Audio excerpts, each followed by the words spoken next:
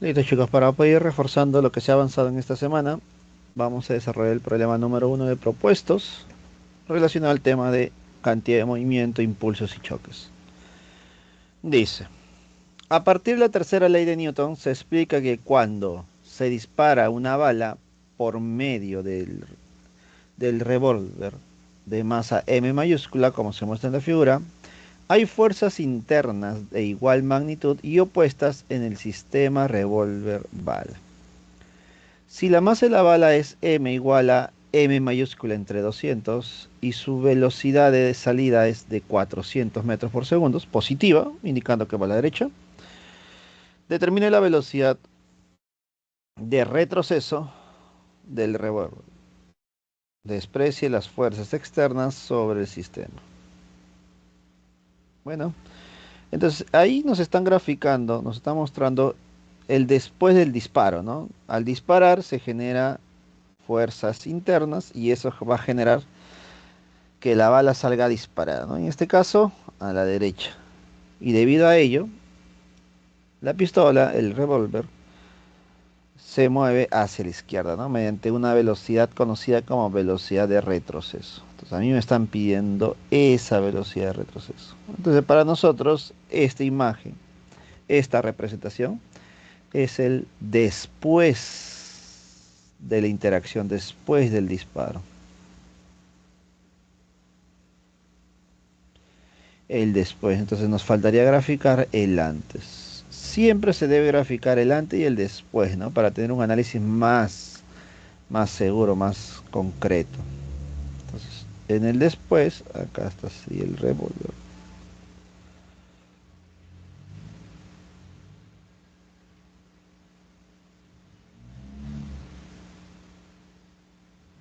¿Listo? Y la bala estaría adentro, ¿no? Acá está. Obviamente, como es el antes del disparo, ninguno de los dos cuerpos tiene velocidad, ¿no? La velocidad de la pistola es cero y la velocidad de la bala es cero. Entonces podemos decir que en el antes y en el después la cantidad de movimiento, que es una cantidad física vectorial, deben ser iguales en el antes y el después. ¿Listo? Cantidad de movimiento antes es igual a cantidad de movimiento después. Ahora, en el antes, ninguno de los dos tiene movimiento, ninguno de los dos tiene velocidad, por lo tanto su cantidad de movimiento sería cero y cero. Bueno, nulo por ser vectores, ¿no? Nulo y nulo. ¿Listo? En cambio, en el después, los dos tienen velocidad. Entonces sería la masa de la pistola por su velocidad v. Ya está, ese de la pistola más la masa de la bala por su velocidad, velocidad de la bala.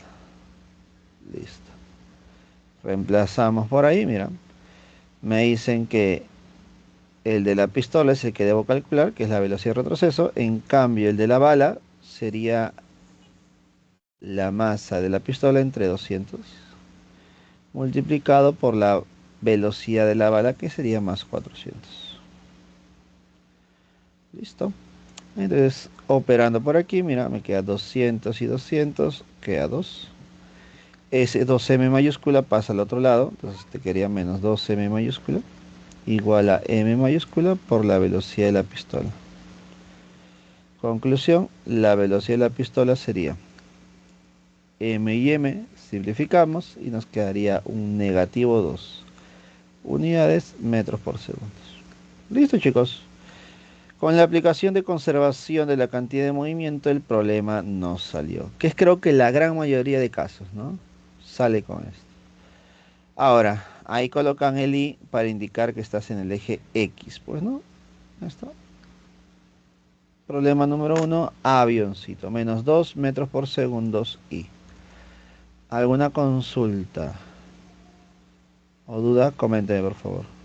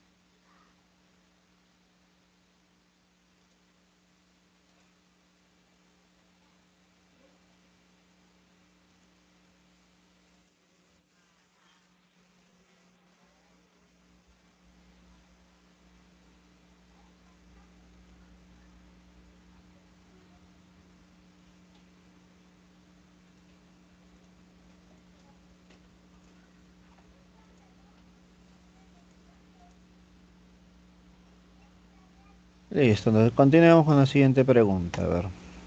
¿Tienen alguna duda, alguna consulta? Siempre háganla, chicos, no se preocupen. Pregunta número 2. Dice, una esfera de 1 kilogramo que se mueve con una rapidez de 1 metro por segundo y colisiona frontalmente con otra esfera de 2 kilogramos que tiene una rapidez de 2 metros por segundo, como muestra la figura. Si la esfera de 2 kilogramos transfiere todo su impulso a la esfera de 1 kilogramo. ¿Qué nos están tratando de dar a entender por aquí? Que transfiera todo su impulso. ¿Listo? ¿Qué velocidad tiene la esfera de 1 kilogramo después de la colisión elástica? A ver, profe. Por ser una colisión nada más, yo ya sé que la cantidad de movimiento antes y la cantidad de movimiento después tienen que ser iguales.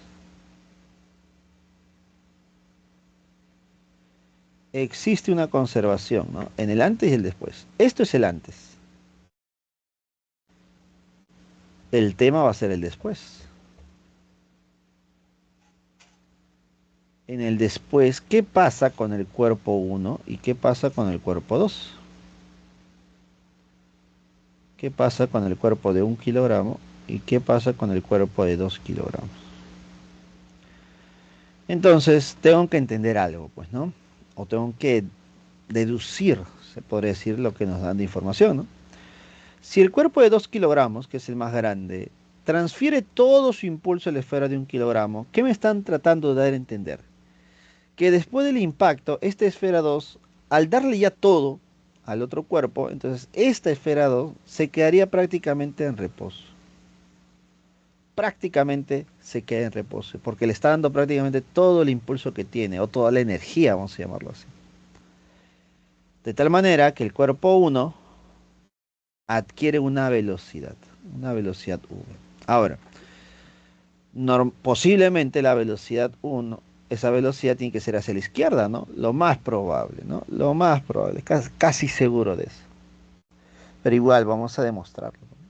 Así que, entonces cuando me dicen que transfiere todo su impulso, entonces me están dando a entender que el cuerpo prácticamente se queda en reposo, queda detenido. ¿Listo? A ver, planteamos entonces. Voy a considerar que esta es la masa M1 y esta es la masa M2. ¿No? Cuerpo 1 y cuerpo 2. Entonces sería la masa M1 por la velocidad 1, disculpa, más la masa M2 por la velocidad 2. Este es en el antes. En el después sería la masa M1 por la velocidad V más la masa M2 por la velocidad que sería 0. Listo, como el segundo cuerpo se queda detenido, chao, 0. Entonces reemplazo todo lo que me queda, ¿no? La masa del cuerpo 1 es 1 kilogramo. La velocidad 1 sería más 1 porque va a la derecha.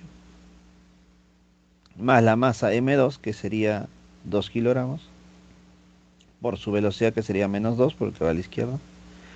Igual a la masa M1 que sería 1 kilogramo. Por su velocidad V que quiero calcular. Operando me quedaría 1 menos 4. 1 menos 4 igual a V. Conclusión.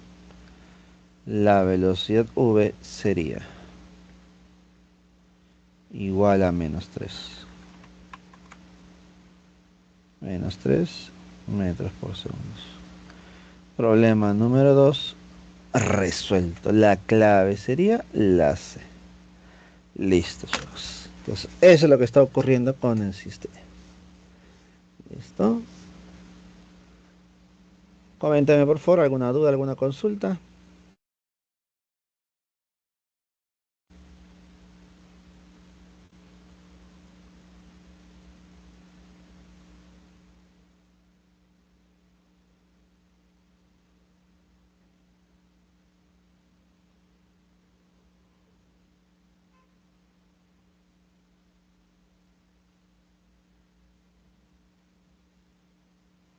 Listo, chicos. Profe, tengo una pregunta. Dime, dime, ¿qué pasó? Sobre la cantidad de movimientos siempre se mantiene en cualquier choque. Mm, prácticamente sí. ¿Por qué? Mira, siempre cuando tú analizas, recuerda que estoy analizando el antes y el después del impacto. ¿Listo? Es decir, cuando ya impactan, cuando hay ese impacto, esa interacción entre ellos, solamente aparecen dos fuerzas. La fuerza de acción que es por uno de los cuerpos y la fuerza de reacción que hay sobre el otro. Entonces, en ese impacto no aparecen otras fuerzas más.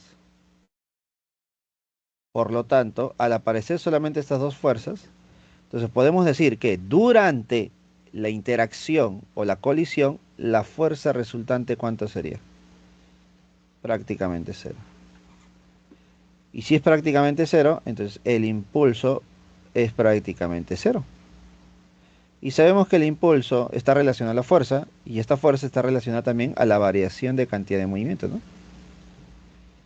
Entonces, si el impulso es cero, significa que no existe ninguna variación en la cantidad de movimiento. Entonces, de ahí se deduce que la cantidad de movimiento antes y la cantidad de movimiento después tienen que ser iguales. ¿Correcto?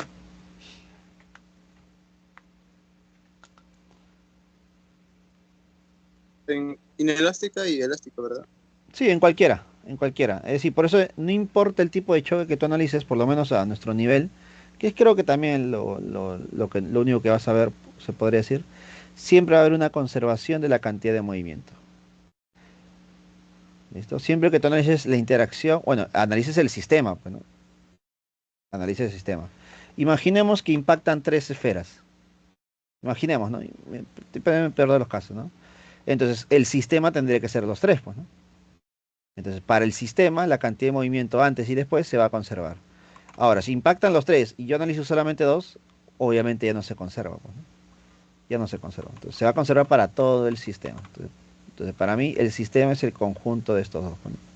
Entonces, para este sistema, obligatoriamente se cumple esto. Ya sea elástico, ya sea inelástico, completamente inelástico, cualquiera sea el tipo de choque.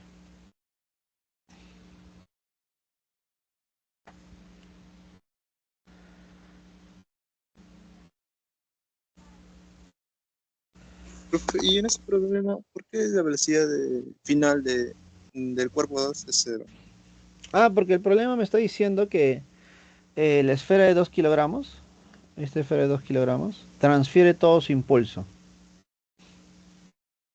Entonces, él se está moviendo con cierta cantidad de movimiento y debido al choque genera un impulso, ¿no? Impulso sobre el otro. Pero como transfiere todo, entonces prácticamente me está dando a entender que toda su energía, todo su impulso se lo entrega, lo transfiere. Por lo tanto, él se queda con prácticamente nada, pues, ¿no?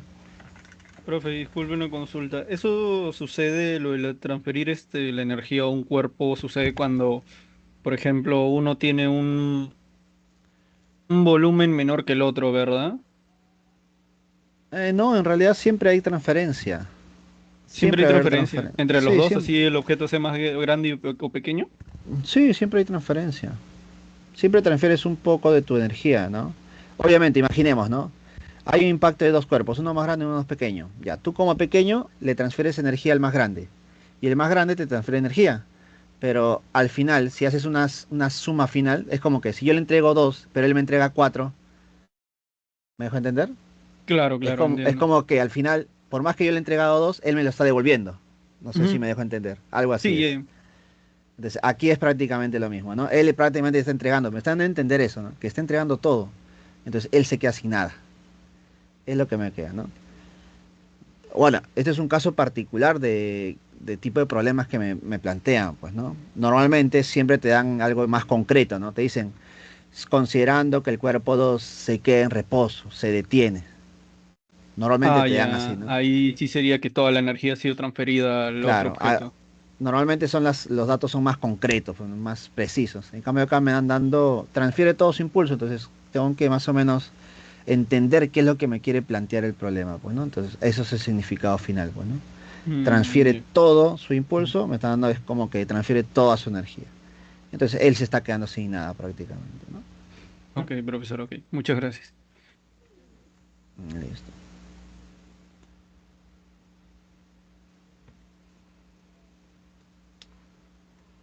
Vamos a ver otro más, a ver.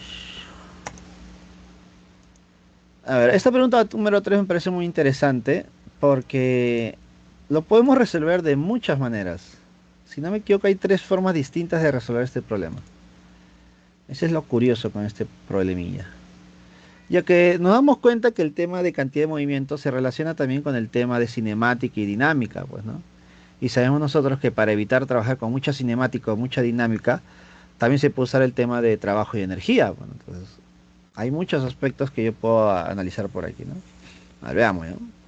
Dice, se aplica una fuerza de 160 newton y, bueno, el is básicamente es para indicarme que va a la derecha, bueno, es horizontal por lo menos. Al ser positivo, horizontal, derecha, entonces. A un bloque de 32 kilogramos que se encuentra sobre una superficie horizontal como muestra la figura. Lo que hace que aumente su velocidad de 3 a 8. Entonces la fuerza que generó un cambio de velocidad. ¿Listo? ¿Y por qué? Porque la fuerza genera un impulso. Determine el tiempo que se aplica a la fuerza. A ver. Entonces me están diciendo a mí, ¿listo?, que esta fuerza está generando un impulso. Por ese motivo genera un cambio de velocidad, pues, ¿no? Entonces, el impulso generado por la fuerza es igual a la fuerza, ¿listo? Que debe ser una fuerza constante, pues, ¿no? Por el intervalo de tiempo. Y sabemos nosotros que este impulso también es igual a variación de la cantidad de movimiento. Pero como se trata de un solo cuerpo, el antes y el después, se refiere de un solo cuerpo, entonces sería simplemente masa por variación de velocidad. ¿Listo? Entonces, analizo y comparo estos dos de acá. ¿Listo? Entonces la fuerza es 160. Le pongo más 160 porque está a la derecha y es un vector. Por el intervalo de tiempo es igual a la masa, que es 32, por la variación de velocidad. ¿Listo?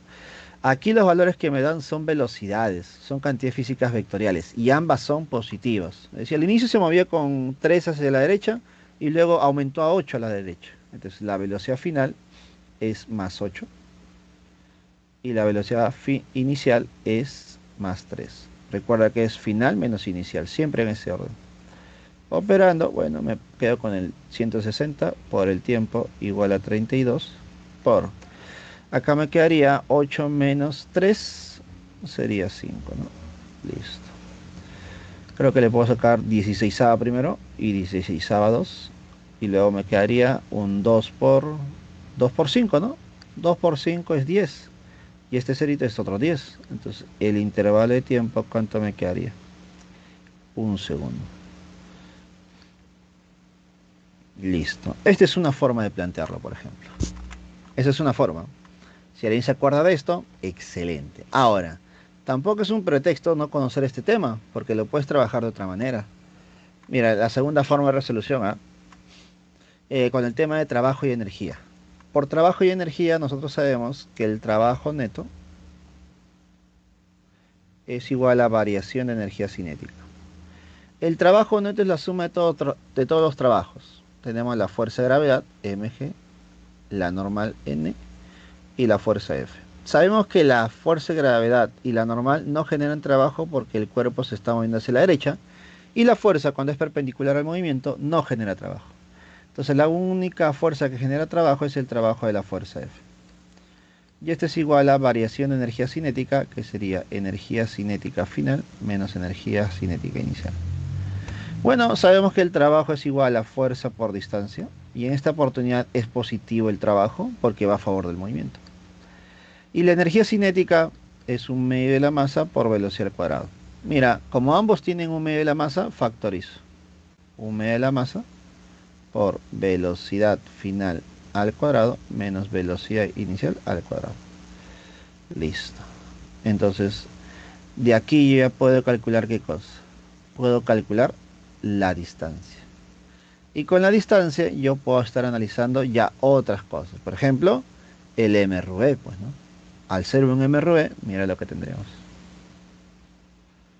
Al ser un mRV, yo puedo calcular el tiempo. Dime, si tengo velocidad inicial, tengo velocidad final, tengo distancia y quiero tiempo, es una fórmula que no depende de quién.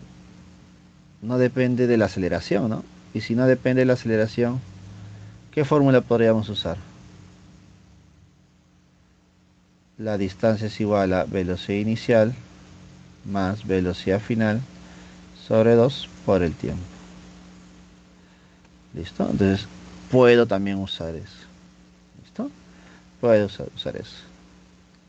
Entonces, acá la fuerza es conocido, la distancia es velocidad inicial más velocidad final. Acá lo estoy colocando, pero numéricamente obviamente lo puedes calcular, ¿no? Y esto multiplicado por el tiempo. Y mira lo que me quedaría. Velocidad final al cuadrado menos velocidad inicial al cuadrado. La gran mayoría sabemos que esto es diferencia de cuadrados, ¿no? Velocidad final más velocidad inicial por velocidad final menos velocidad inicial. Listo. Ahí un valor se va. La inicial con final la suma se va a ir. Este 2 también se va a ir. Este 2 se va a ir. La suma se va a ir. Y te quedaría, mira, prácticamente lo que hemos visto hace un momento. Fuerza por tiempo es igual a masa por velocidad final menos velocidad inicial. Llegamos a la misma conclusión. ¿Te das cuenta? Ahora, se han dado cuenta que al aplicar el trabajo y energía, pero con el concepto de tiempo, se vuelve un poquito más engorroso, porque sabemos que en el tema de trabajo y energía, el tiempo no es una prioridad, ¿no? No es nuestra prioridad en el tema, sino es la velocidad, la fuerza, la distancia por ahí, ¿no? Entonces, tú ya sabes más o menos, ¿no? En un futuro problema, que si te piden tiempo, el concepto, o mejor dicho, el planteamiento por trabajo y energía, no es el más directo, porque el tiempo no está dentro de las ecuaciones, así que tienes que darle forma. Pero ¿qué pasaría si yo trabajo con dinámica primero? Por ejemplo, por dinámica.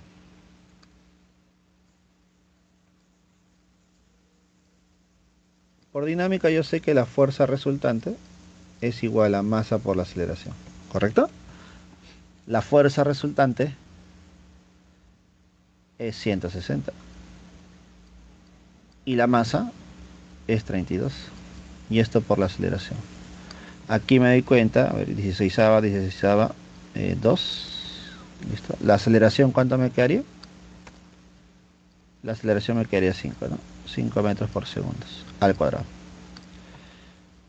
Si ya tengo la aceleración y yo sé que la velocidad inicial vale 3 y la velocidad final vale 8, listo, y quiero el tiempo, ¿qué fórmula podremos usar? Una ecuación que no depende de la distancia, ¿no? Y si no depende de la distancia, ¿cuál sería? Velocidad final al cuadrado, no. Velocidad final, sí, velocidad final es igual a velocidad inicial más menos aceleración por tiempo. ¿Listo? La final es 8, la inicial es 3, está acelerando más 5 por el tiempo. Y aquí claramente el tiempo, ¿cuánto me sale? 1 segundo. Y te das cuenta que aquí he aplicado dinámica y luego cinemática. Ya depende de ustedes qué camino seguir. Ya depende de ustedes. ¿Correcto? Creo que el menos viable es el de trabajo y energía. Porque genera que al ser tiempo la variable, tengo que usar otras ecuaciones.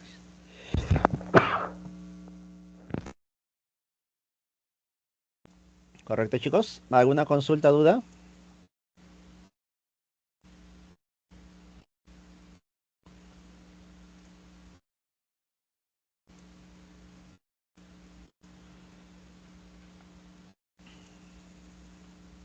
Listo. Profesor, ¿podría hacer la 7 de clase, por favor? 7 de clase, a ver, vamos a buscarla. 7 de clase.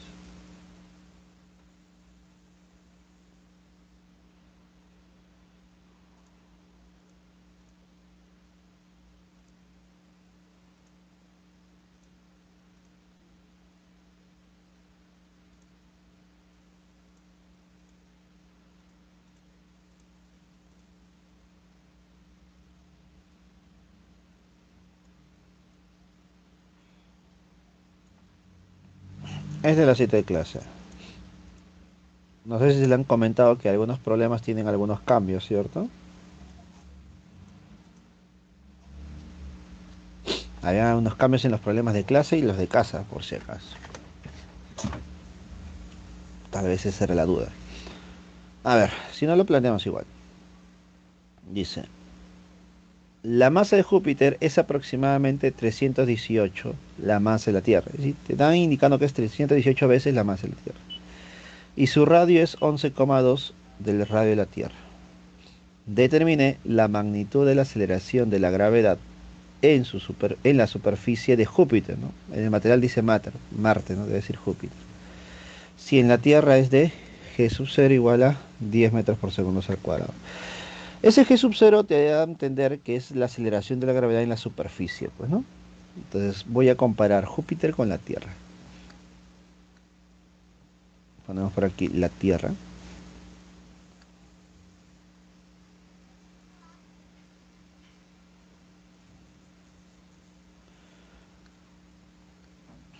Para la Tierra, en la superficie, ¿cuánto sería? Aceleración de la gravedad en la superficie de la Tierra es constante de gravitación universal. La masa de la Tierra entre el radio de la Tierra elevado al cuadrado. Listo. Ahora, lo mismo, pero para Júpiter.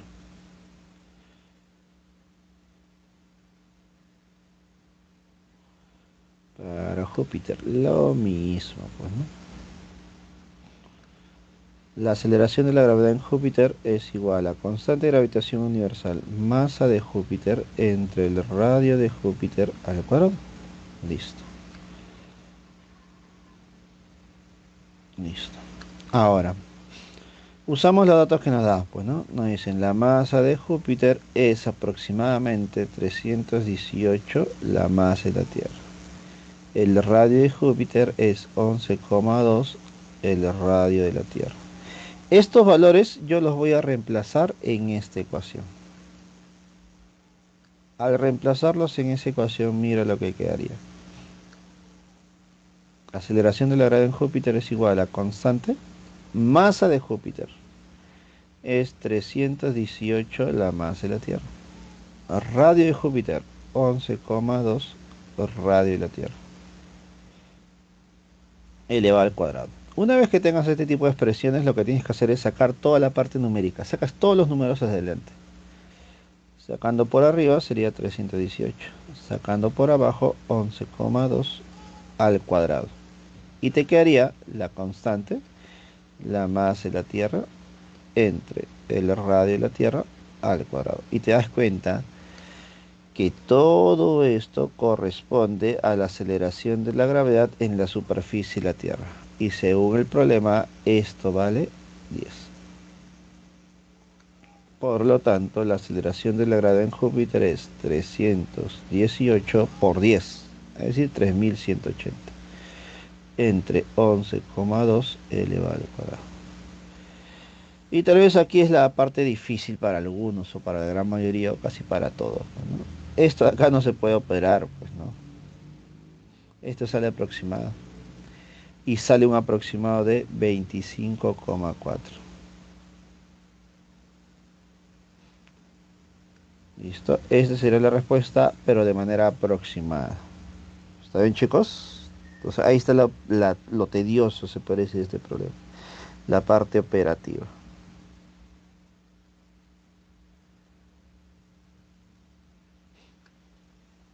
Listo. Entonces así se resuelve, o así saldría el problema número 7 de clase.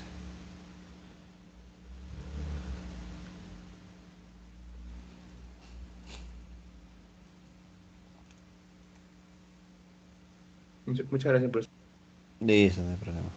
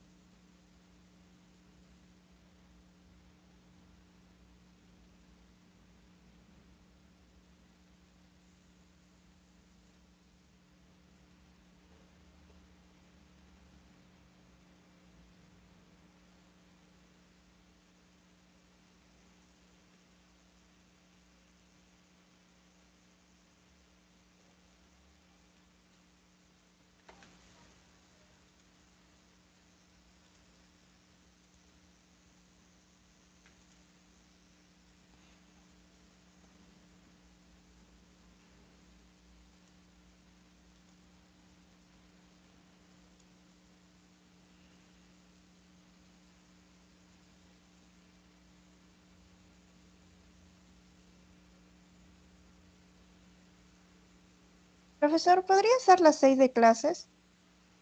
Las 6 de clases. Ya, a ver, vamos a ver.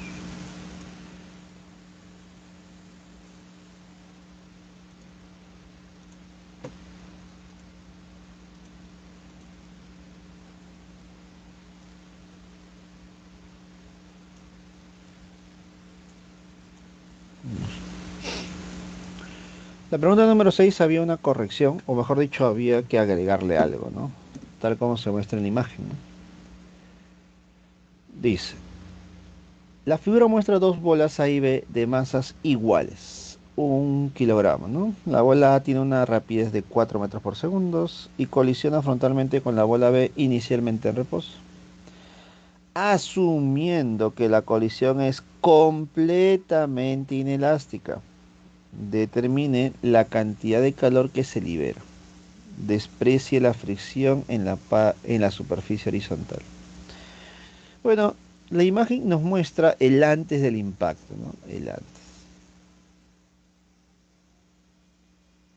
Antes. Entonces lo que nos faltaría es el después.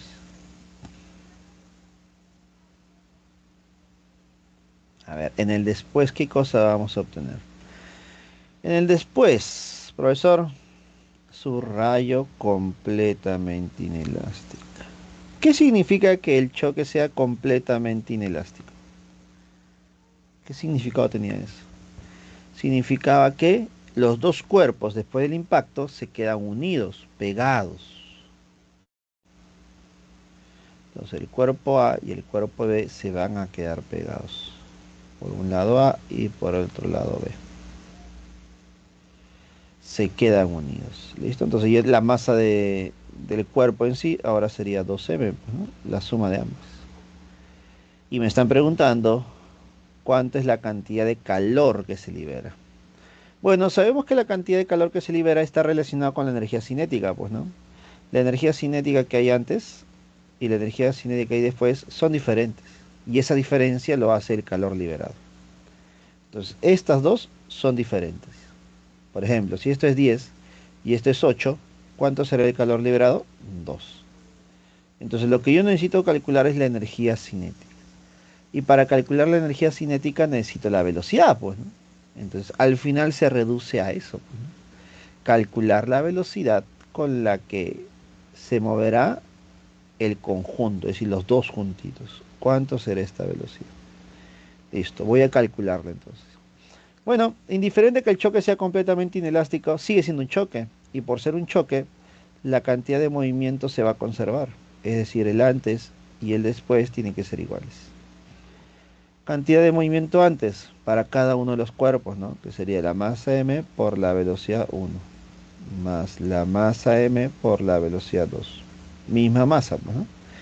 Y este es igual a la cantidad de movimiento después. Como ahora están unidas, la masa sería 2m por la velocidad que me piden, ¿no? O que necesito, mejor dicho. Te das cuenta que aquí en esta oportunidad no se necesita la masa, por lo menos para calcular la cantidad de movimiento. Sería la velocidad 1, que según el problema vale 4, 4 positivo. Más la velocidad 2, profesor, que es 0. Igual a 2 veces la velocidad v. Conclusión, la velocidad v sería más 2 metros por segundo al cuadrado. Uy, metros nada más, metros por segundos. Ahí está. Entonces, esta es la velocidad que adquiere el conjunto después del choque. Ahora, con esa velocidad yo ya puedo calcular la energía cinética antes y la energía cinética después.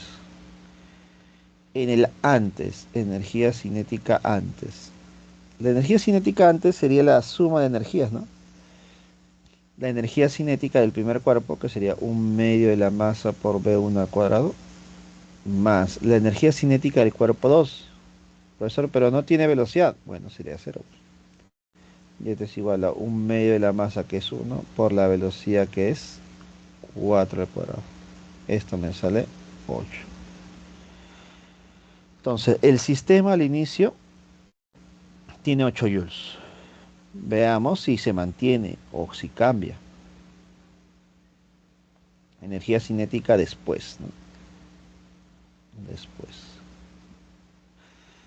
Sería 1/2 de la masa, pero la masa sería 2m, ¿no? Porque ahora están juntos. Por la velocidad v al cuadrado. Bueno, 2 y 2 se van y me queda solamente la masa. La masa sería 1 por la velocidad que es 2 al cuadrado. Entonces, ¿cuánto me queda esta energía cinética después del impacto? 4 joules. Entonces, si al inicio era 8 y luego 4, entonces lo que se ha perdido en forma de calor, ¿cuánto es? Lo que se ha perdido en forma de calor tendría que ser 4 joules. Listo, entonces la cantidad de calor que se libera claramente es 4 joules. Problema número 6 resuelto. La clave es la D. ¿Qué te parece? ¿Alguna duda, consulta que tengan? Listo, excelente.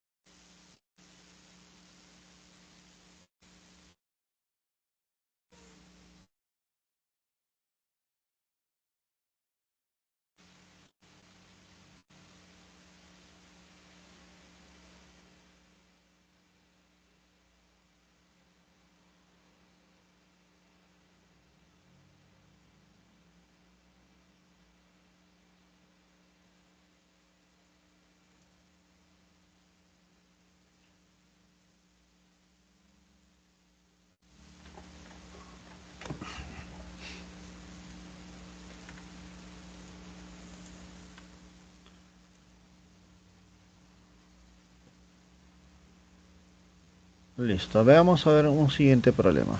Problema número 4.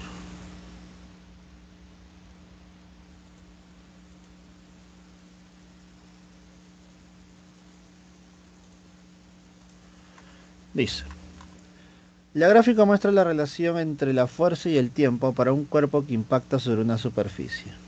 Pregunta, ¿cuál es la magnitud de la fuerza media?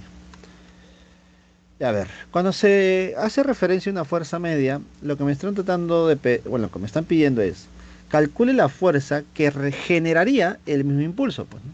Recordemos que el impulso se puede calcular de dos maneras. Cuando una fuerza es constante y cuando una fuerza es variable. Cuando una fuerza es constante,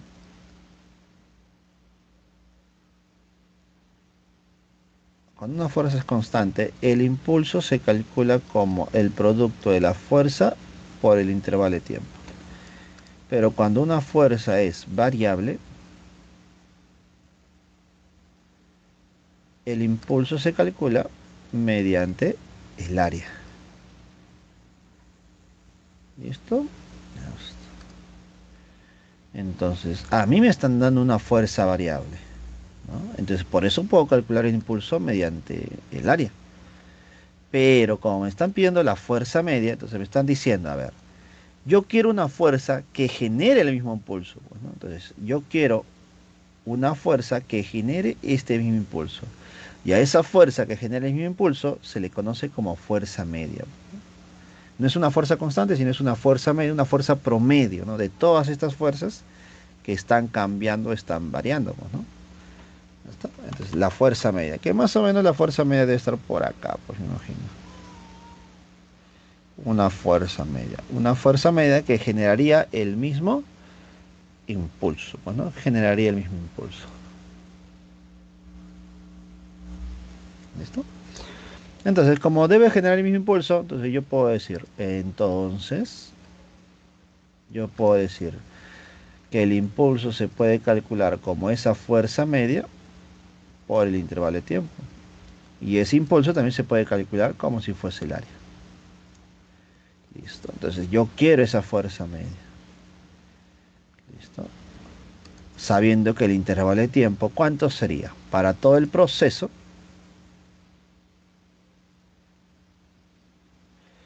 sería 8 segundos, ¿no? De 0 a 8, 8 segundos. ¡Ey! Tranquila, mira. No sería 8 segundos, sería 8 por 10 a la menos 3 segundos. Acá está el 10 a la menos 3.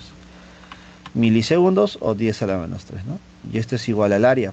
Bueno, para el área necesito calcular la base mayor, que es 8, más la base menor, que es 2, ¿listo? Sobre 2 por la altura. ¿Y la altura cuánto es? 15. Listo. Base mayor, que es 8, más base menor, que es 2. Pero date cuenta que ambos son 8 por 10 a la menos 3 y 2 por 10 a la menos 3. Entonces ambos serían por 10 a la menos 3. Sobre 2. Y esto por la altura, que vale 15. Ese factor 10 a la menos 3 se iba a ir igualmente y me quedaría simplemente 8 veces la fuerza media.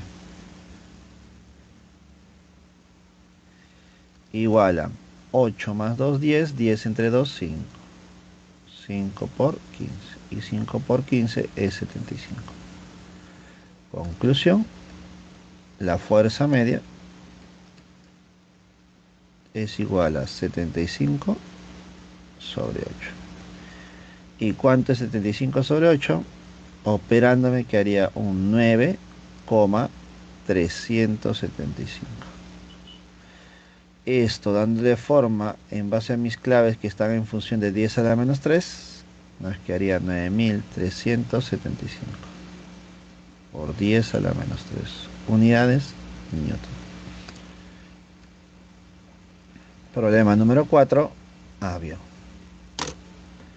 Problema número 4, avión, chicos.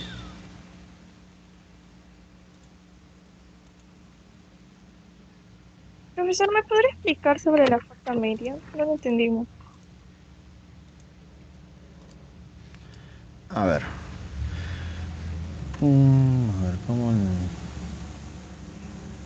Lo que realmente es la fuerza, bueno, la fuerza media es una fuerza que generaría el mismo impulso, pues, ¿no? Sabemos nosotros que cuando hay un impacto entre dos cuerpos, ¿listo? Entre ellos se va a generar una interacción, pues, ¿no? Se va a generar una fuerza. ¿Listo? Esa fuerza, por ejemplo, si analizas tú sobre el cuerpo que está a la derecha, ¿listo? Se genera una fuerza que va hacia la derecha, ¿listo? De esta manera.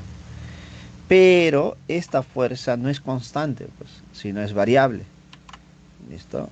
Normalmente, la gran mayoría de casos, es así la fuerza menor. En una interacción, normalmente es así. Es una fuerza que al inicio es cero y luego va aumentando su valor hasta que toma un valor máximo. ¿Listo? Este proceso donde la fuerza está cambiando o está aumentando se le llama la parte deformativa del cuerpo. Entonces, en ese proceso, el cuerpito, la esferita, se está deformando, pues, ¿no? Se está reduciendo su tamaño, pues, como si fuese una pelotita, ¿no? Se va reduciendo. Y cuando ya toma su valor máximo, que es una fuerza máxima, ¿qué pasa con el valor? Empieza a disminuir. Y en este proceso donde empieza a disminuir, voy a poner otro color mejor. En este proceso donde empieza a disminuir, más o menos así, este proceso es donde el cuerpo recupera su forma. ¿Listo? Esta es la parte deformativa y esta es la parte recuperativa, ¿no? Sí, recuperativa se puede decir, ¿no? Entonces son dos partes, ¿no? Entonces te das cuenta que la fuerza es variable, pues, ¿no? Entonces lo que yo quiero es, ¿qué pasaría si en vez de ser una fuerza variable, es una fuerza constante? Entonces, si es una fuerza constante, tendría que generar el mismo impulso, pues, ¿no? Entonces yo sé que el impulso es toda esta área. Entonces yo quiero, en vez de una fuerza variable, una fuerza constante, también conocida como fuerza media, pero que genere el mismo impulso. Entonces, si yo quiero que genere el mismo impulso, entonces cuando yo calcule el área de esa fuerza media, me va a generar el mismo resultado. ¿Listo? Entonces, por análisis de áreas, mira, si yo separo mi área, toda esta parte sería el área para la fuerza variable, pero para la fuerza constante sería toda esta área. Entonces, de tal manera que este pedacito que está acá viene por aquí, este pedacito que está acá viene por aquí. Entonces te das cuenta que el área al final va a ser el mismo. ¿Listo? Y si el área es el mismo, entonces esta fuerza está generando el mismo impulso. Entonces a eso se le llama la fuerza media, ¿no? Entonces trabajarlo como si fuese una fuerza constante. ¿Listo? No plasmarlo, plantearlo como una fuerza variable, sino como una fuerza constante, pero que genera el mismo área. Justo acá también se genera lo mismo, ¿no? Mira, si tú analizas como si fuese una fuerza media, toda esta parte que está aquí, este triangulito, tendría que pasar acá. Y lo que está por aquí, tendría que pasar por acá. Y al final estaríamos notando que genera el mismo área, ¿no? Entonces ambos generan el mismo impulso. ¿Listo? Ya sea por una fuerza media o por la fuerza variable en sí. La fuerza media es como si fuese una fuerza resultante, pues, ¿no? Para que más o menos lo relacionemos a otros temas, mira. Imaginemos. Imaginemos hay un bloquecito que tú quieres empujar. Alguien le empuja con 2 hacia la derecha. Pero hay otro que le empuja con 6 hacia la izquierda. Entonces, al final, ¿cuánto sería el total? El total sería, a ver, 2 a la derecha, 6 hacia la izquierda, es como un 4 hacia la izquierda, ¿no? Entonces, en vez de usar a 2 personas que empujen así, solamente usas una persona, pues, ¿no? Y esa persona debe empujar con 4. Y generas el mismo resultado, ¿no? ¿Listo? Al final es eso, pues, ¿no? La fuerza inicial es una fuerza variable que genera un impulso. Yo quiero reemplazar esa fuerza variable por una fuerza constante que genere lo mismo. Entonces, a esa fuerza que genera el mismo resultado del anterior se le conoce como fuerza media, pues, ¿no? Es la fuerza media, la fuerza promedio. También pues, en algunos casos se le puede llamar como fuerza resultante, pues, ¿no? ¿Está bien? Sí, profesor, todo claro. Listo. Listo, chicos, coméntenme por favor alguna consulta más, ideas.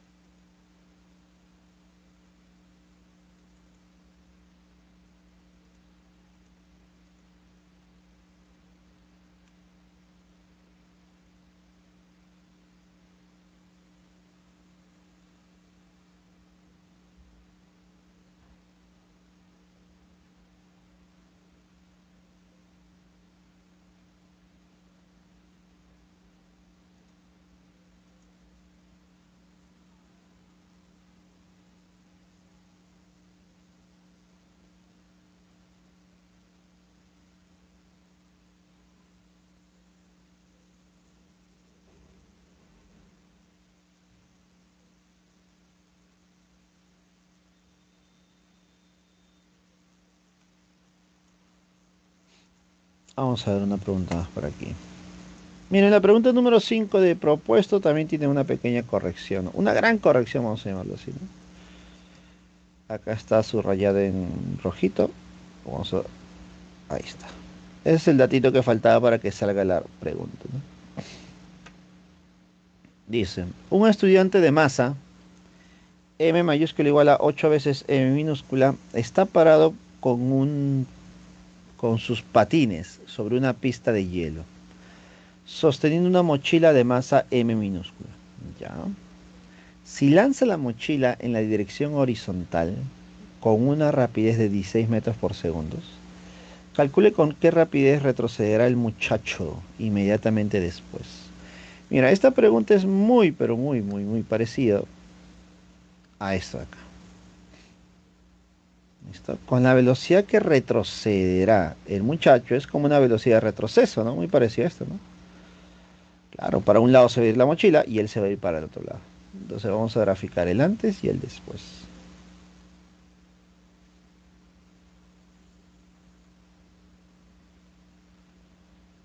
Listo. En el antes, él está paradito, sosteniendo su mochila, bueno. Ahí está. Ambos están quietos, la mochila y la persona. Pero en el después, ¿qué ocurre? En el después, el joven lanza su mochila. Lanza su mochila con una rapidez de 16 metros por segundo. Por lo tanto, el muchacho empezará a retroceder, pues, ¿no? Empezará a retroceder con cierta rapidez v, conocida como velocidad de retroceso. Y el problema me está pidiendo calcular esa velocidad de retroceso. Bueno, rapidez, ¿no? Bueno, calculo la velocidad, la rapidez sería su magnitud. Entonces, indiferente al tipo de choque que sería, elástico, inelástico, cualquiera, obligatoriamente la cantidad de movimiento se debe conservar. Cantidad de movimiento antes es igual a la cantidad de movimiento después. En el antes, ninguno de los dos se mueve, ninguno de los dos tiene velocidad, entonces sería 0 y 0. En cambio, en el después, sí habría movimiento de ambos, ¿no? De la persona, del estudiante, que su masa es m mayúscula, por su velocidad que me están pidiendo. Más la masa del joven, disculpa, la mochila, más la mochila, por la velocidad que sería más 16. Para mí es más 16 porque yo estoy graficándolo a la derecha, pues, ¿no? ¿Listo? A ver, reemplazo el dato que faltaba en este problema. Masa m mayúscula sería 8 veces la masa m minúscula por la velocidad v más 16m, pues, ¿no? Listo. Despejo sería menos 16m es igual a 8m por la velocidad. Le sacas la m, sacas octava 1, octava 2, octava 2. La velocidad v sería menos 2 metros por segundo. Esta es la velocidad. Si esta es la velocidad, ¿cuánto sería su rapidez? Simplemente la magnitud. 2 metros por segundo. Clave. Avioncito.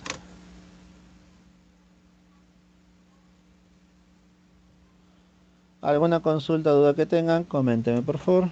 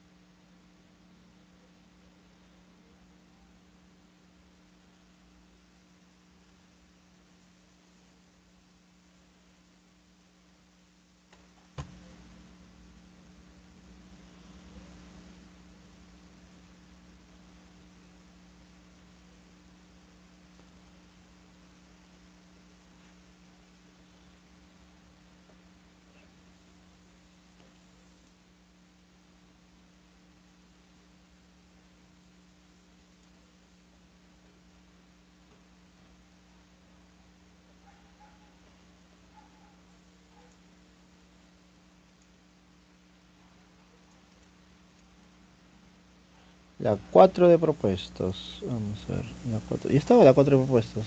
Acá está la 4 de propuestos de Israel.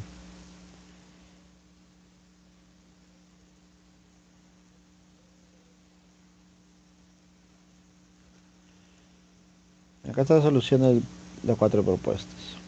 Lo que está en la parte de abajo es adicional, eso es otra cosa. ¿Listo? La solución está al costado, a la derecha. ¿Listo? Básicamente lo que hemos hecho es calcular el impulso de esa fuerza variable, que sería mediante el área. ¿Listo? Y sabemos que si fuese una fuerza media, el impulso se calcula como fuerza media por el tiempo. Entonces igualamos los dos, pues, ¿no? Igualamos los dos. Al igualar, ¿Listo? Ahí podemos calcular la fuerza media que generaría el mismo impulso, obviamente para ese mismo tiempo, ¿no? Y esto operamos nada más. Ahora, si no me equivoco en tu material, la clave A no es esta, pues, ¿no? Ese es el error o la corrección, mejor dicho, ¿no? Debe ser esa clave, ¿no? Había un inconveniente por ahí a la hora de operar seguramente, o poner las claves.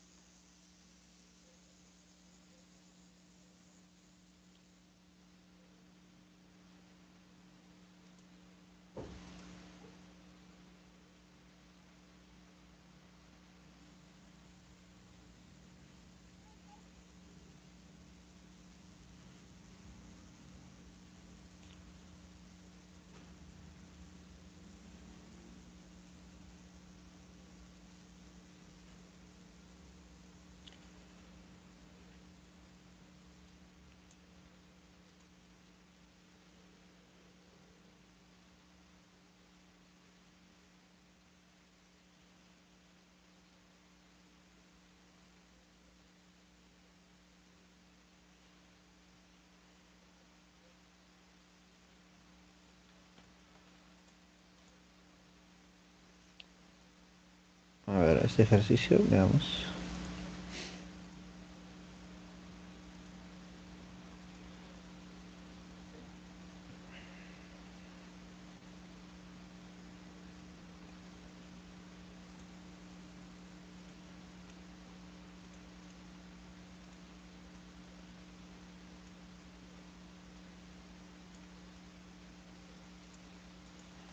Vamos a ver qué tal.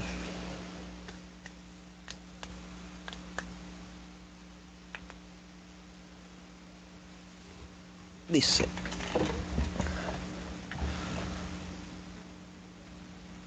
el pedal para el sistema neumático que se muestra en la figura se articula con el punto B. ¿Ya? Determina el momento de la fuerza de 20 newton con respecto al punto B. Ya. Mira, me dicen calcula el momento de la fuerza de 20 con respecto al punto B. Entonces, como me piden respecto al punto B, el punto B va a ser mi eje de giro. Vamos a ver otro color. Este va a ser mi eje de giro.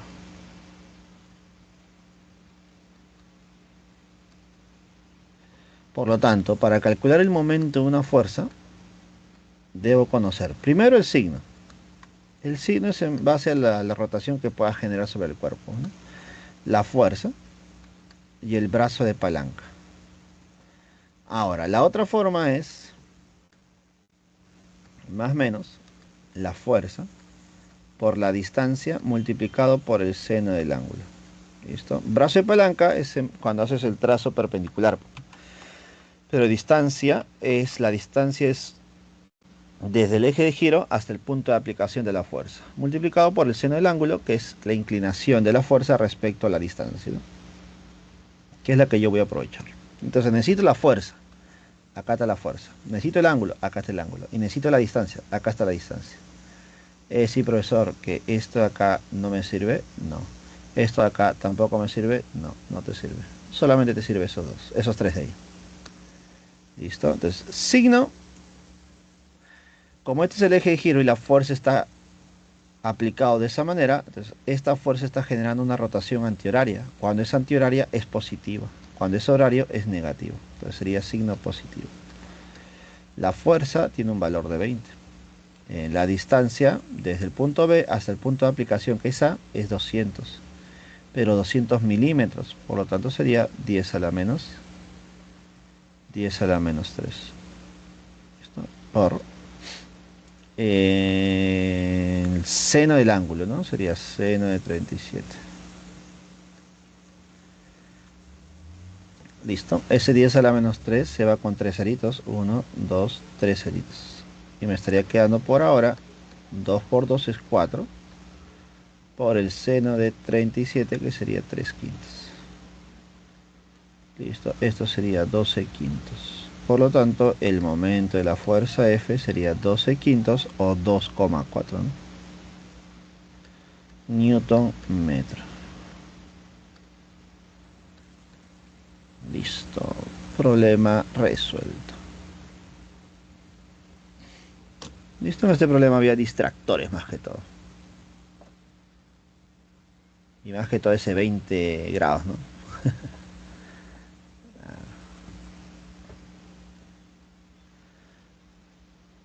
Claro, es que los distractores muchas veces sirven para eso, pues, ¿no? Y cumplió su objetivo, ¿no? Cumplió su objetivo. Tengan cuidado. Algunos le llaman distractores, otros le llaman simplemente información para contextualizar el problema, pues, ¿no? Es decir, si esa está inclinada, ¿cuánto es inclinado? Ah, es inclinado 20.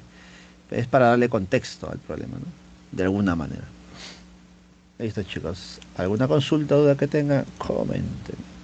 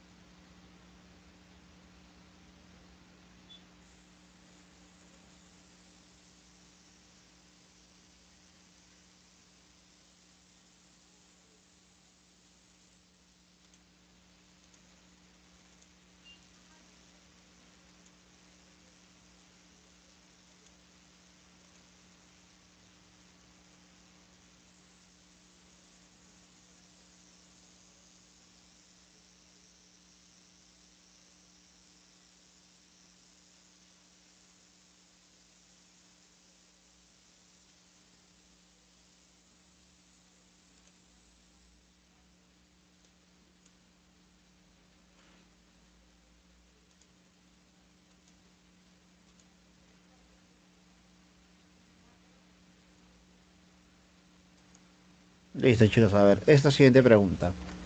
La pregunta 6 de propuestos.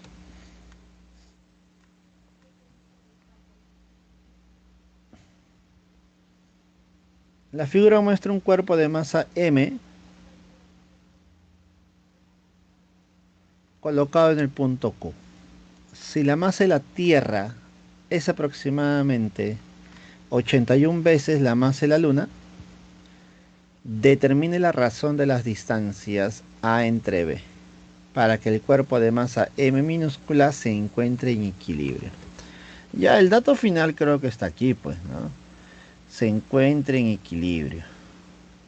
Entonces sabemos nosotros que cuando un cuerpo esté en equilibrio, listo, cumple con las dos condiciones de equilibrio, ¿no? La primera condición de equilibrio y la segunda condición de equilibrio. La primera es fuerza resultante igual a cero y la segunda es momento resultante igual a cero. Obviamente que nosotros vamos a usar la primera nada más. Ahora, para poder analizar la fuerza resultante igual a cero, tengo que hacer el DCL, ¿no? Diagrama de cuerpo libre. Entonces graficamos. Sobre este cuerpo de masa M, ¿qué fuerzas debo graficar? Y algunos pueden decir, no, profe, fuerza de gravedad. Y esto no es correcto, pues. Recuerda que la fuerza de gravedad se genera por la interacción del cuerpo con el planeta donde está. ¿Correcto? Pero esto en realidad estamos hablando de otro nivel de análisis, pues, ¿no? Entonces, esta partícula está interactuando con el planeta Tierra, entonces entre ellos ya está generando esa fuerza de gravitación universal que nosotros la conocemos a pequeña escala como fuerza de gravedad, pues, ¿no? Pero también está interactuando con la Luna mediante otra fuerza de gravitación universal. Entonces, profesor, usted me está diciendo que este cuerpito de masa m genera una fuerza de gravitación universal hacia la izquierda. Voy a ponerle fuerza 1, ¿ya? Y también genera una fuerza de gravitación a la derecha con la Luna, que es la fuerza 2. Y obligatoriamente esa fuerza 1 y esa fuerza 2, que son las únicas, tienen que ser iguales en valor. Claro, bueno, para que la resultante sea 0. Pero esa fuerza 1 es entre la Tierra y el cuerpo de masa m, ¿no? Entonces sería constante, listo, la masa de la Tierra por la masa del puntito o del cuerpo entre la distancia al cuadrado.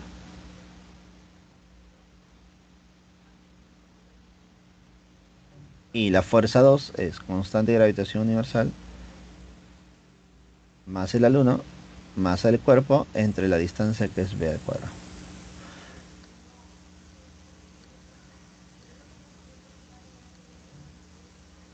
Listo. La constante de gravitación universal se va, la masa del cuerpo también se va, y me quedaría aquí una relación entre distancias que es ahí b y una relación de masas, ¿no? Y justo relación de masas es lo que a mí me dan también, ¿no? Porque me dice, si la masa de la Tierra, hay un dato, mira, la masa de la Tierra es aproximadamente 81 veces la masa de la Luna. ¿Listo? Entonces, este G, este B va a pasar al otro lado a multiplicar. Entonces sería B entre A y le elevo al cuadrado, ¿no? Le estoy dando forma. Ah, discúlpame. Puede ser B entre A. Mira, el problema te está diciendo determine la razón de las distancias A entre B. Ya, sí me lo dan, así que tengo que buscar esa forma. Entonces vamos a buscar llevar el A al otro lado. En base a lo que me dan, ¿no? Pensé que no me habían dado esa relación, pero sí me lo dan. Entonces pongo A entre B y le elevo al cuadrado. Y pongo la masa de la Tierra entre la masa de la Luna. Listo. Entonces, según mi dato,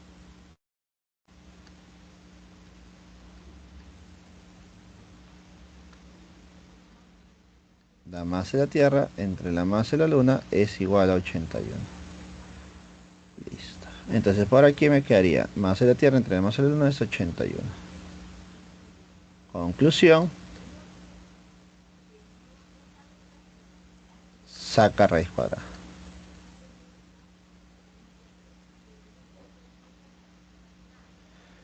Entonces A entre B sería raíz cuadrada de 81, que nos quedaría 9. Problema número 6 resuelto. Y la clave sería la D. Listo, chicos. Problema resuelto.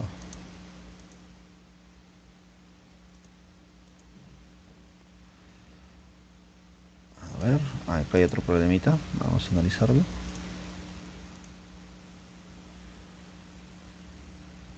Ok, Israel, vamos a ver este problemita, Israel. A ver, este problemilla. Dice: un bloque de masa de 1 kilogramo se encuentra en reposo.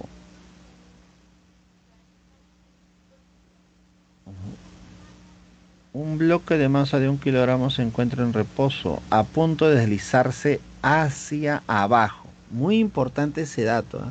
Está a punto de deslizarse, pero hacia abajo, porque se puede deslizar hacia arriba también, ¿eh? Las dos posibilidades es válida. En una superficie vertical rugosa debido a la acción de la fuerza F, tal como se muestra en la figura. Si el ángulo θ es 37 y F vale 10 de magnitud, determina el coeficiente de rozamiento estático de la superficie. Listo. Diagrama de cuerpo libre. Primera fuerza, fuerza de gravedad. Segunda fuerza, contacto con la superficie, reacción normal.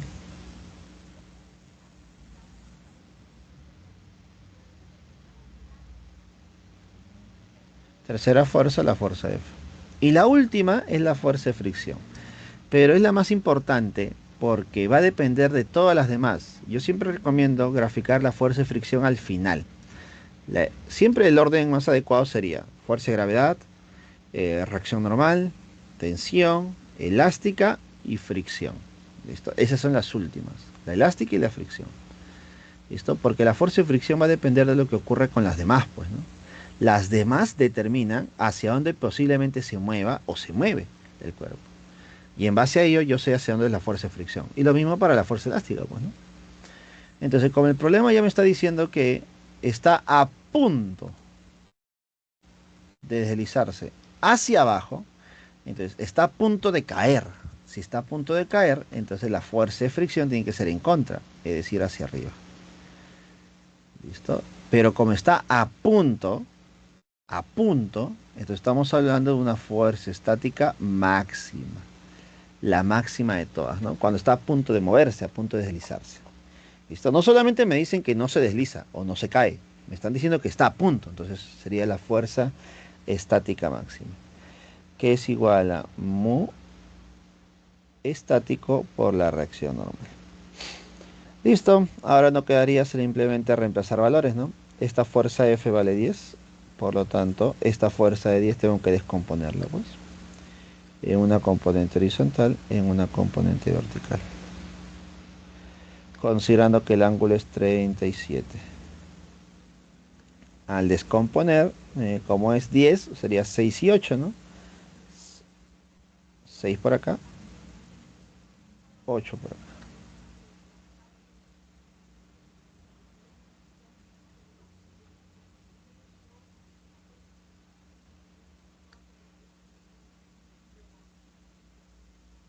Listo. Este es el peso. Peso vale 10 también. Listo. Nada más creo, ¿no? Listo. Ah, no, disculpa. ¿Qué hago? Esta es la que se va. Chao. Trabajo con 6 y 8. El peso vale 10. Listo. Y empiezo a analizar. Como el cuerpo no se mueve, a pesar de que esté a punto, igual no se mueve, ¿no? Entonces, si no se mueve, la fuerza resultante es igual a 0. Si la fuerza resultante es igual a 0, entonces yo puedo llegar a las siguientes conclusiones. Fuerzas que van hacia arriba igual a fuerzas que van hacia abajo. ¿Quién va hacia arriba? Bueno, yo me di cuenta que las que van hacia arriba es la fuerza de 8 newton más la fuerza de fricción estática máxima. ¿Y quién va hacia abajo? La fuerza de 10. Entonces la fuerza estática máxima es igual a 2. Pero sabemos que esa fuerza estática máxima, listo, esa fuerza estática máxima, listo, es igual a mu estático por la normal. Entonces me falta la normal para calcular el mu. Pero ¿de dónde voy a sacar esa normal? Bueno, entonces lo voy a calcular de las fuerzas que van a la derecha y las fuerzas que van a la izquierda.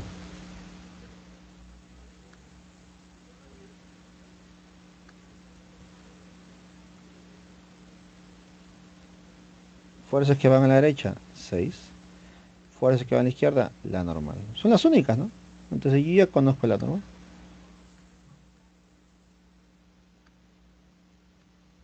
Si la normal vale 6, entonces creo que ya me salió, pues, ¿no? El mu estático sería 2 sobre 6. 2 sobre 6 es un tercio.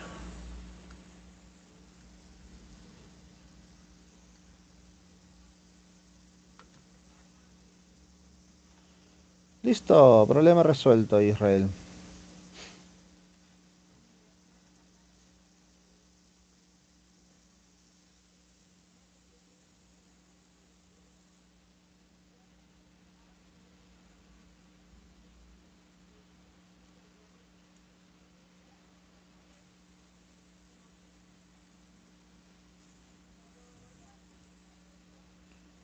Listo.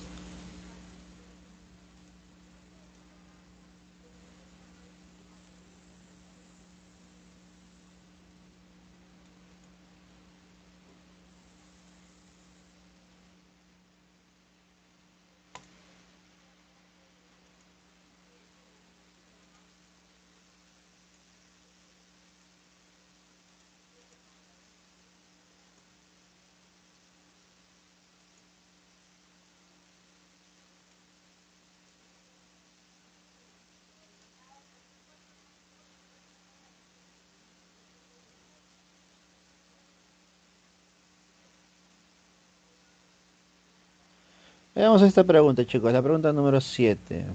La última pregunta de propuestos.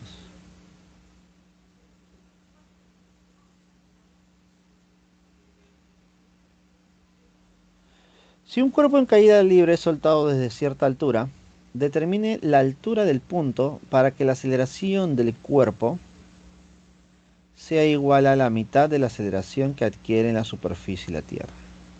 Considere que R es el radio de la Tierra. Ya está.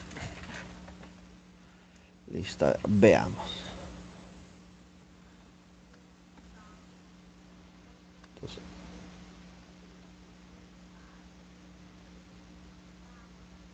listo, vamos a considerar acá la superficie de la Tierra, acá el centro, acá su radio, la masa del planeta. Listo, y me hablan de un punto y me dicen la altura, ¿no? ¿A qué altura H? Vamos a poner así. En este punto, de tal manera que la aceleración. Listo. La aceleración, chicos, no es el G. La aceleración es el peso. Formalmente, al peso o la fuerza de gravedad, esto se le llama aceleración. Disculpa, me estoy equivocando. Está bien, está bien. Me estoy equivocando. A ver. La fuerza de gravedad se llama gravedad, formalmente. Me estoy equivocando. Acá está, gravedad. Ya está, ahora sí. Listo. Y al G se le llama, se llama aceleración. Aceleración de la gravedad. ¿Listo? Lamentablemente muchos usan el término gravedad para referirse al G. Pero eso es incorrecto, por si acaso, ¿ya? Ese es incorrecto. Por si acaso. Ahora, cuando un cuerpo cae en caída libre, entonces cuando un cuerpo cae en caída libre, ¿listo? La aceleración que adquiere el cuerpo es la aceleración de la gravedad. Cuando un cuerpo cae en caída libre, la aceleración que adquiere el cuerpo es la aceleración de la gravedad. ¿Listo? ¿Por qué, profesor? Porque la fuerza resultante es igual a masa por la aceleración. La fuerza resultante, la única fuerza, es la fuerza de gravedad, ¿no? Que es igual a masa por la aceleración de la gravedad. Y esto es igual a masa por la aceleración. Entonces te das cuenta que la aceleración que adquiere el cuerpo es G, pues, ¿no? ¿Listo? De ahí nace el criterio de que la única aceleración que tiene el cuerpo es la aceleración de la gravedad. Entonces justo en esta parte me están diciendo que en ese punto, esa aceleración que ha adquirido, que vamos a ponerle G sub P, debe ser la mitad que la aceleración de la gravedad en la superficie.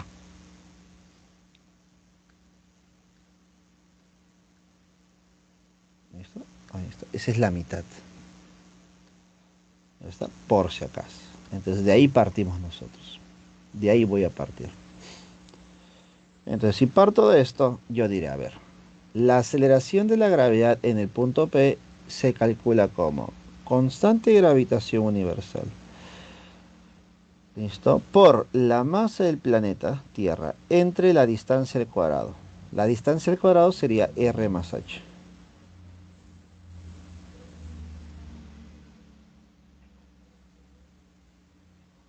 Y esto es igual a un medio de la aceleración de la gravedad en la superficie. En la superficie de la Tierra, que sería aquí, vamos a ponerle S, es constante de gravitación universal, masa de la Tierra, entre distancia al cuadrado. En este caso la distancia sería R, ¿no? R cuadrado. G se van, M y M se van.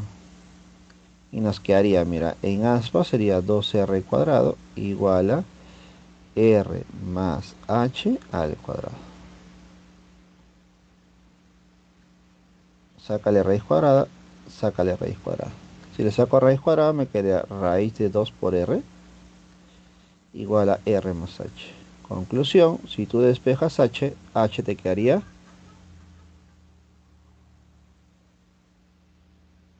raíz de 2 menos 1 por R. Obviamente no hay clave porque, ¿qué han hecho? ¿O qué se hace, mejor dicho? Se calcula el valor aproximado de raíz de 2 y se le resta 1. ¿Y cuánto es aproximadamente raíz de 2 menos 1? Normalmente te ponen al costado, ¿no? El valor aproximado de la raíz, ¿no?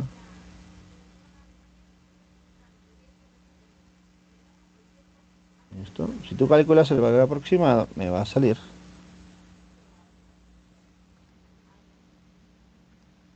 0,41. Aproximadamente, ¿no? Usando dos decimales como me dicen en las claves, ¿no? Ahí está. 0,41R. Problema número 7, la respuesta es la D. Listo, chicos. Coméntame por favor alguna duda, alguna consulta que tengas. Te escucho, te leo.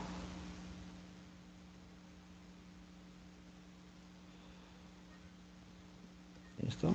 Para fines prácticos, muchas veces te colocan aquí, ¿no? Considere que raíz de 2 es aproximadamente 1,41. Suelen colocarlo así, chicos, ¿no? 1,41 o 1,4 a veces, ¿no? Pero eso te da una idea de cuál sería tu clave, ¿no? ¿Quién quita, no? Uno siempre tiene que estar preparado, ¿no? Para la raíz de 2, raíz de 3, por lo menos. Entonces, chicos, comenten por favor alguna consulta, alguna duda.